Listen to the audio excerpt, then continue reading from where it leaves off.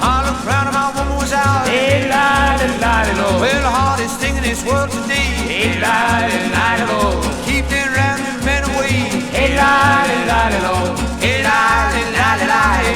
Hey, Liley, Liley, Lord. Hey, Liley, Liley, Liley. Hey, Liley, Liley, Lord.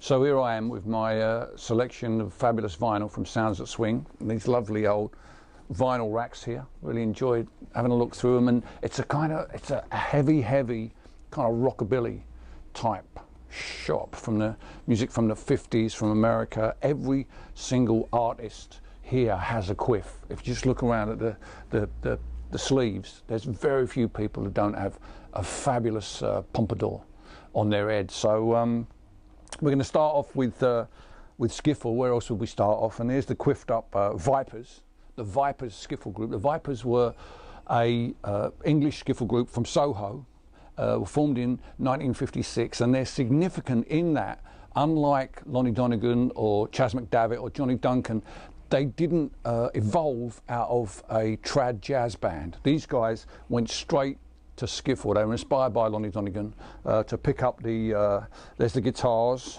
a double bass there, not a washboard bass, but there's the skiffle, the washboard rather, that gives skiffle its unique sound. And this is a reissue album. The original Coffee Bar Sessions was a 10-inch vinyl record, and this has been reissued, I think, sometime in the early part of this century, but it's got all their greats on it. The classic Vipers track is Don't You Rock Me Daddy-O, which is perhaps the classic skiffle track, but sadly it doesn't have their early take on Sex and Drugs and Rock and Roll, which was in a 1950s parlance was called Pop, Dick and Harry, and there's a Cockney rhyming slang thing going on there, I think. So yeah, this is a great record. The Vipers are like the skiffle Clash, the closest that we have in skiffle to a Clash. It was the Vipers. They were young, they were hip, they were hungry, and they always looked like they'd just been playing outside the theatre on the streets and just kind of walked in and done the gig, which is fabulous. Directly from the Vipers, we're going to the Ramones, who I've chose those because this is just such a great album. It's such a timeless record. You could play this any time in the last 60 years and it would have sounded great. It would have sounded great in 1957 at the height of the skiffle boom. It sounds great now. And the reason I want to put them next to the Vipers is because skiffle came out of something called trad jazz, traditional jazz, New Orleans jazz. And what those guys were doing in the 40s and early 50s in Britain was they were going back to basics. They were going back to the very beginnings of jazz because they thought the mainstream jazz of the day was very bland. And so in the same way that the Ramones thought that the guitar music in the early mid 70s was bland, they went back to basics, to the basics of guitar rock. And I have a theory that when music becomes boring and bland, the way forward can sometimes be found in the back of the rack at your local second-hand vinyl shop, in that corner where nobody goes, the music no one listens to anymore. You go to the back of that rack, you pull out the grooviest looking record, and you dress like that and you make music like that, and before you know where you are, you're the Ramones. Yeah. So moving right along, we come to the Johnny Burnette Trio. This is a compilation of great rockabilly songs. I'm going to say this out loud in the shop, and someone might boo or hiss in the corner, but I would say Johnny Burnette Trio, the rock and roll trio, were the greatest rockabilly band that ever existed. Oh, there you go. It meets with some approval in the shop. Their only real rivals were Elvis Presley, Scotty and Bill, performing in Sun Sessions in 1954, 1955, before Elvis went to RCA. When Elvis goes to RCA and they start putting strings on and everyone plays in tune and they've got drums and all that kind of stuff, it's no longer rockabilly, it's rock and roll.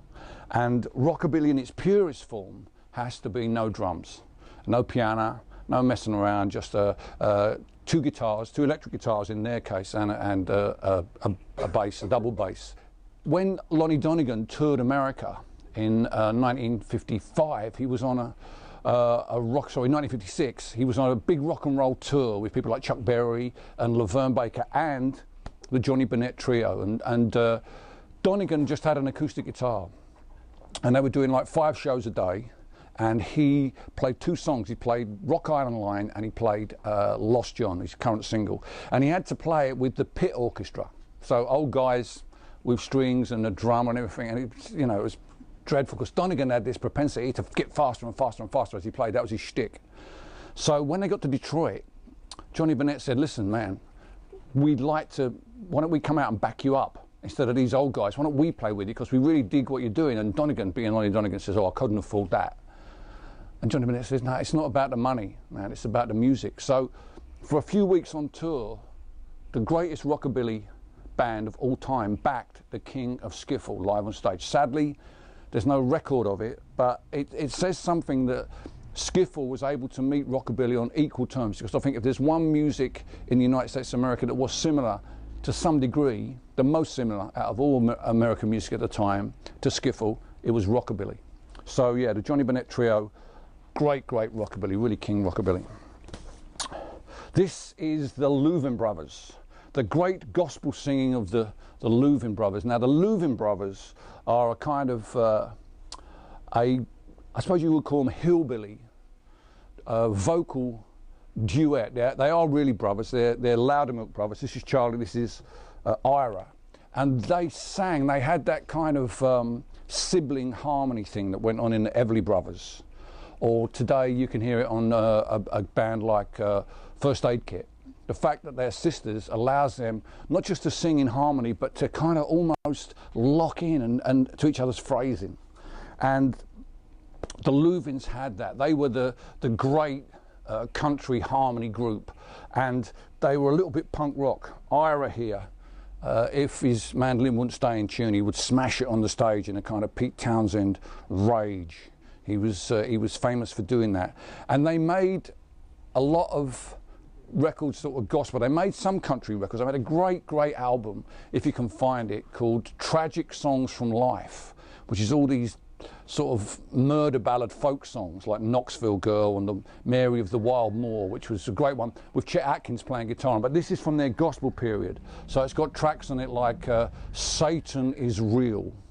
Sadly, we don't have the cover of Satan is Real, because it's this picture of them in front of a pile of burning tyres with a 12-foot cutout of Satan standing next to him. Now, in these days, you'd do that with Photoshop, but they didn't have Photoshop in America in the 1950s, so they actually had to set fire to a pile of tyres with kerosene, and then do the photos in front of that until the sparks from it set fire to Satan, and he caught fire and he burned down. That's what they do in hillbilly music. But this is a great record. If you love Simon and Garfunkel or First Aid Kit or any of those harmony groups, this is where it all starts. Wouldn't be Billy Bragg without a Woody Guthrie record, would it? And look, here we have the Dust Bowl Ballads reissued on 180 gram vinyl. Woody's great record. It's got all the really, you know, his most powerful Dust Bowl songs on here. And this is kind of like his definitive recordings. When he put it out in 1940, it sold like 3 copies. Nobody bought it. Now it's a towering collection of songs that are, along with Lead Belly, I think, form the bedrock of what we now refer to as Americana. If you're into Americana and you don't know these songs, you don't really know what you're talking about, mate, I'm afraid. So I would check these out. Dust Bowl Ballads, sung by Woody Guthrie. And the final record, which I've put somewhere, here it is, over the back here, because it's a little one.